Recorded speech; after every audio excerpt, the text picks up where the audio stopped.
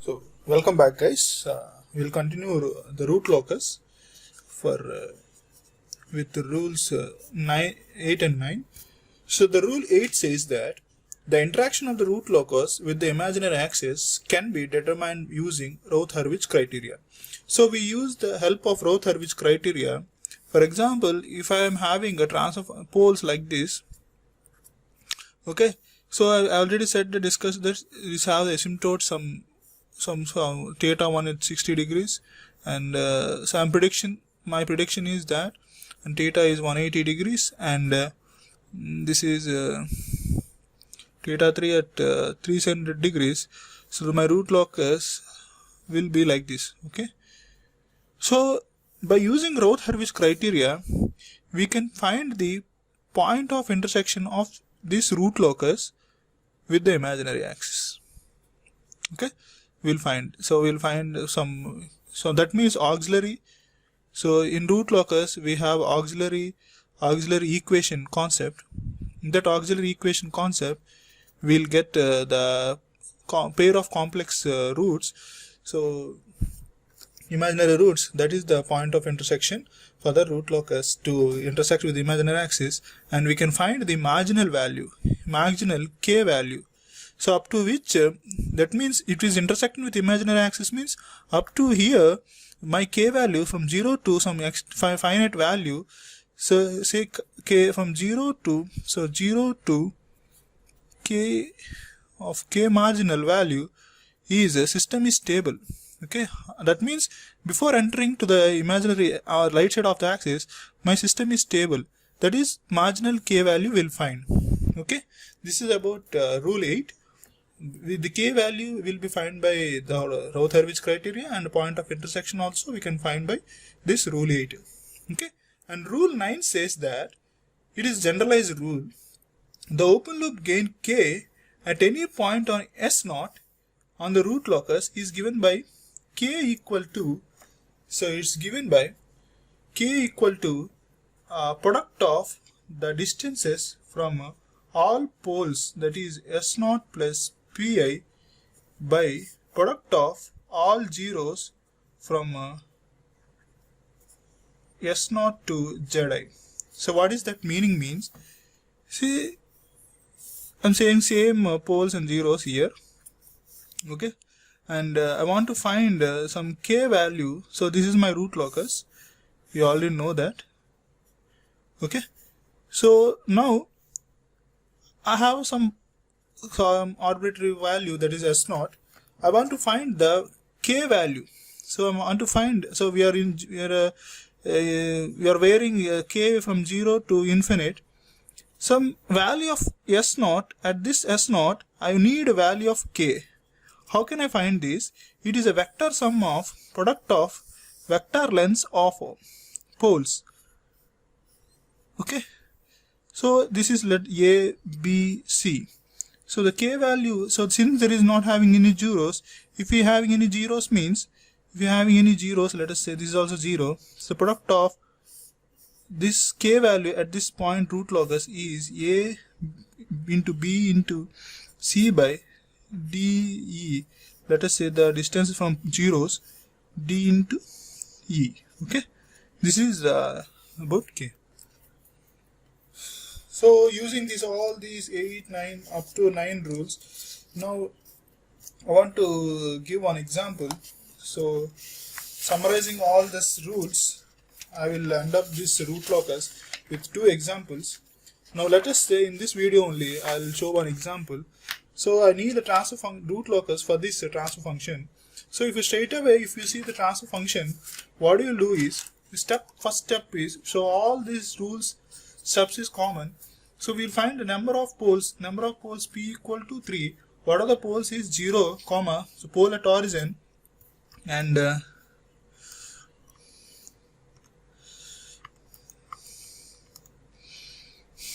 we have minus 4 plus or minus 4j.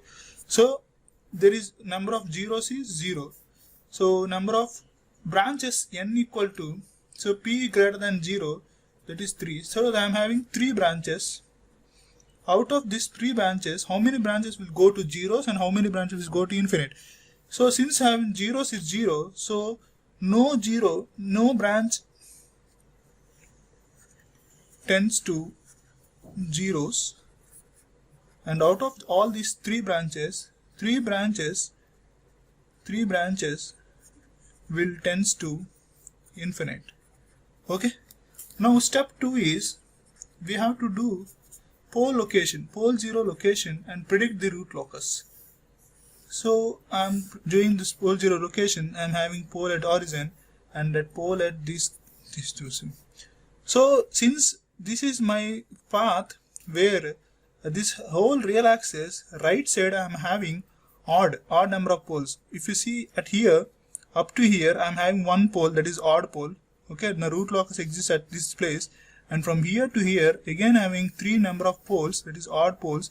So the whole real axis will have a root locus. Okay, now step 3 is finding angle of asymptotes. So angle of asymptotes, P minus Z value is here 3. So angle of asymptote phi A equal to plus or minus 2q plus 1 into 180 by P minus Z. So for q equal to 0, 1, 2, since my P minus Z equal to 3. So if you substitute q naught here is the angle of asymptotes A1 I am having 60 degrees, and angle of asymptotes A2 as 180 degrees, and angle of asymptote A3 as 300 degrees. Okay. After finding these things, we have to find step 4 is finding centroid. Okay, so we have 3 asymptotes, so we have to find one point where the asymptotics will get angle. So angle of asymptote is a real part of sum of real part of poles minus sum of real part of zeros divided by P minus Z. So where the real part of poles is having 2 complex poles, the real part of poles is 4 minus 4, and since having no zeros, I'll keep this 0, and P minus Z is value is 3. Okay, so I am minus 8 by 3. So the value of 8 by 3 is I'm having 2.66. Okay, so the centroid is minus 2.66. Okay, so mark these words actually, and we'll continue this. So next up is we have to find whether we are having any breakaway point here. Let's see. So since there are 2 complex poles, so we will have any breakaway point. Let us see whether we have any breakaway point. So breakaway points. How we will find that breakaway points? Simply by classic equation. So 1 plus k into g of s h of s. Okay, so since h of s equal to not mentioned, since h of s is not mentioned, we'll take it as unity. So 1 plus k by s into s square plus 8s plus 32 equal to 0. Therefore, so how we'll get x cube plus 8s square plus 32s plus k equal to 0. To get the breakaway point, what should we do? So we have to differentiate this k with respect to s square s. So differentiating dk by ds equal to 0. That means I am having minus 3s square minus 16s minus 32 equal to 0. So finding the roots of that will give my breakaway points. So how will I find? Let's see. So see, I am having a poles S1, S2.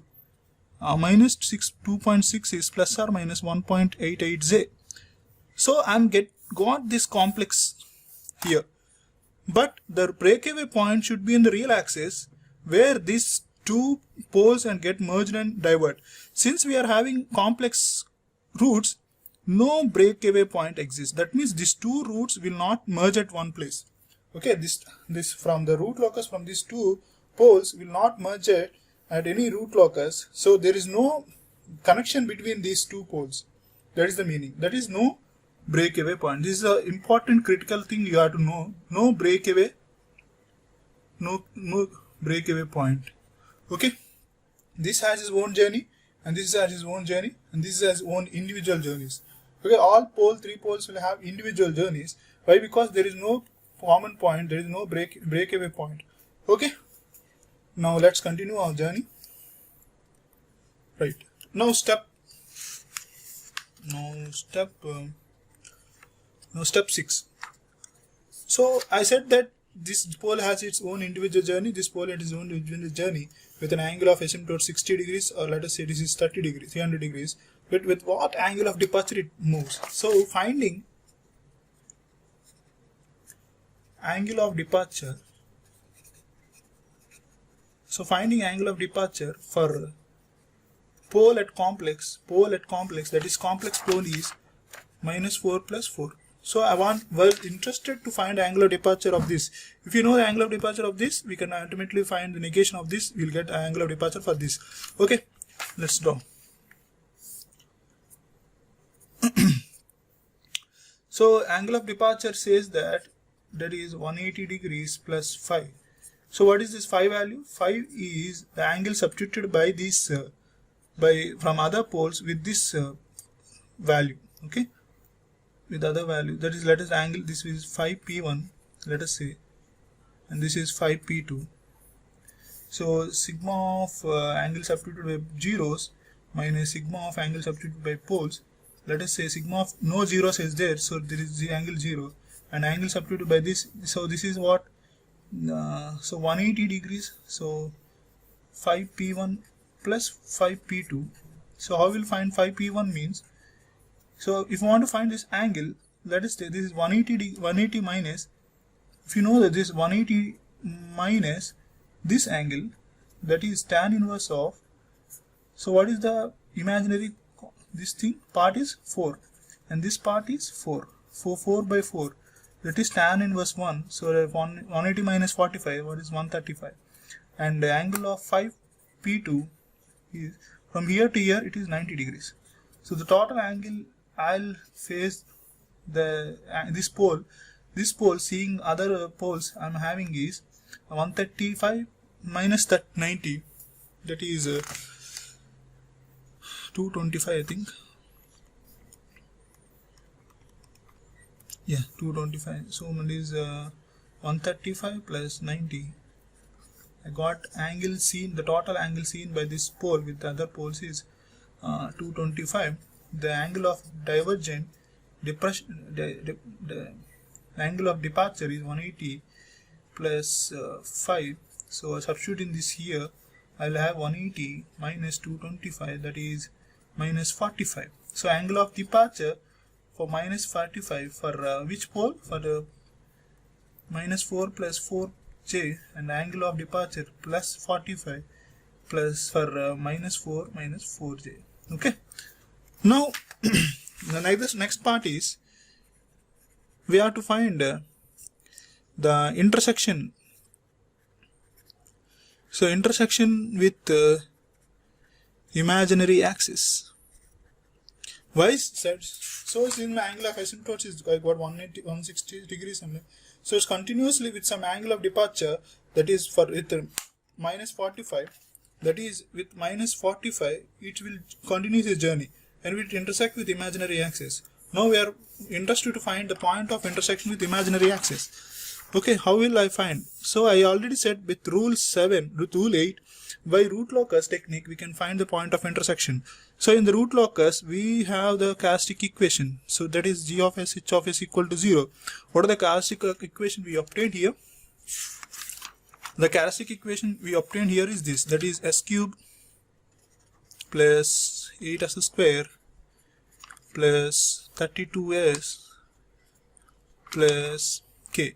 Okay, so by Roth-Harary, so I'll take x cube, s square, s naught, s. Okay, so I'm having, so this is s term here, and I'm 32, and take 8 here, and it's k here.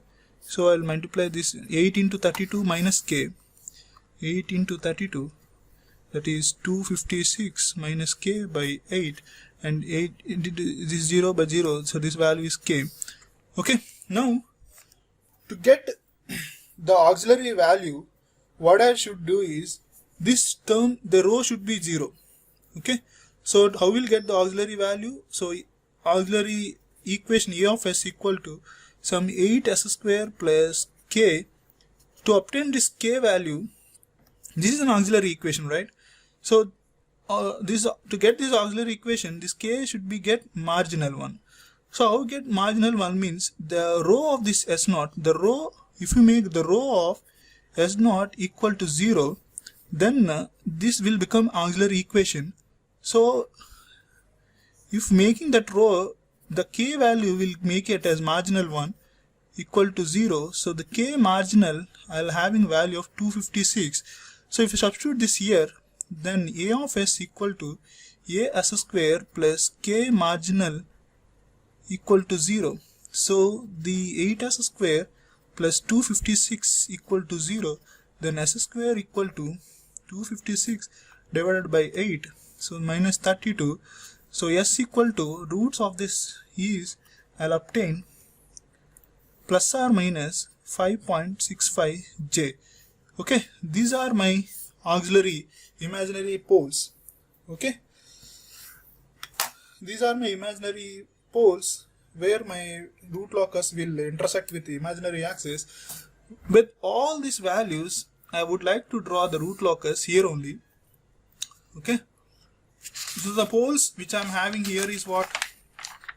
So 0 is my pole, 0 is my pole, and plus or minus 4 is the complex poles, and my root locus, so this is one pole, and my root locus will locate at this position. Okay, and the angle of asymptotes and the centroid is minus 2.66.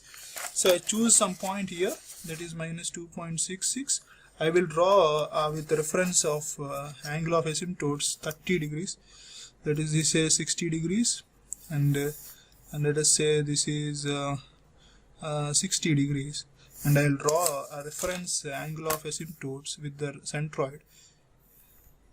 Okay, so with the angle of asymptotes, the poles, the root locus will tends to infinite of this. Okay, so I mentioned this phi a1 equal to 60 degrees, phi a2 equal to 180 degrees, and phi a3 equal to 360 degrees, 300 degrees. Now what I'll do is, I got breakaway point. Sorry, no, there is no breakaway point. There is no intersection with anything things. And now next straight away is angle of departure. So my this thing, angle of departure is what? For plus or minus is minus 45. So I am taking this as one complex plane. What is the minus 45 degrees is? This is my minus 45 degrees. Okay. And for this pole, what is the angle of? This is my plus 45. That means my this will start its journey, right? This will start its journey, and it will with an angle of minus 45 degrees, and will travel, and it will intersect this imaginary axis, and it will try to get in touch with the asymptotic angle, but don't touch, because if this will touch at infinite, we don't know what is the position. Okay, this will touch at infinite, we don't know. And this also start with plus 45 degrees and with terminate and join this imaginary axis. So the point of imaginary axis here is I got plus 45 degrees.